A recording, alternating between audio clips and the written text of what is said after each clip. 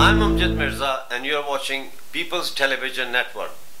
It seems that the sleeping giant of British working class is finally waking up to the harsh reality of the appalling working conditions that we all face. On Monday, it was the McDonald's workers who came on strike all across the UK. And today, it was the Sports Direct workers.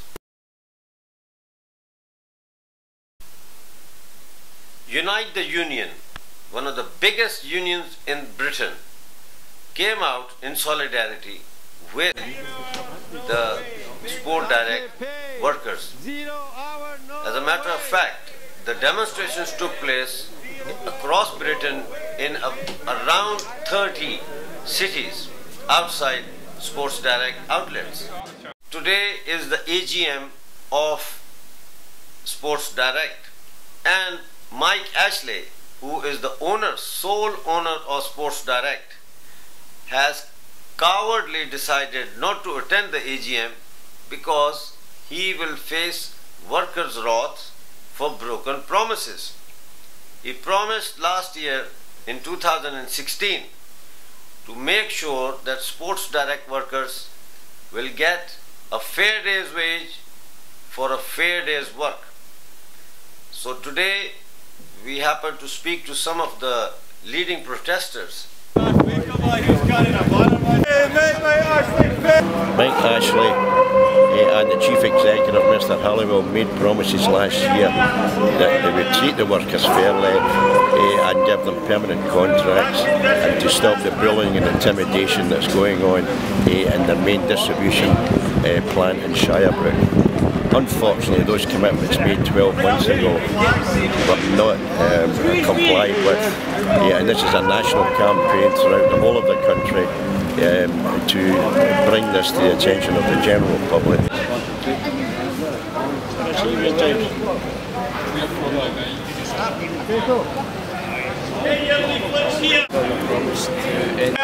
Mike Ashley has again done his promise to end zero-hour contracts, which he gave to Unite in 2016. The chair of the board, Keith Holloway, I believe his name is, said that he was going to resign if they didn't meet the conditions he said they were going to meet, and so it's time for him to resign.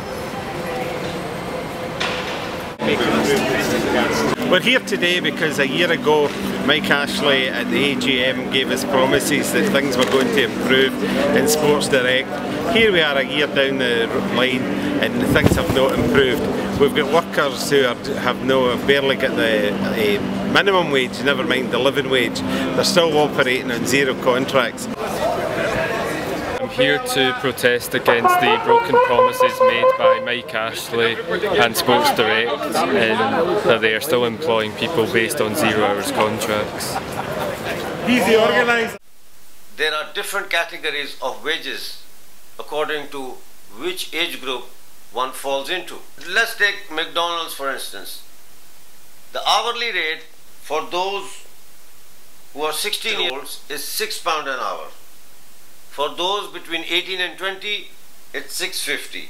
For those who are between 21 and 24, it's £7.55.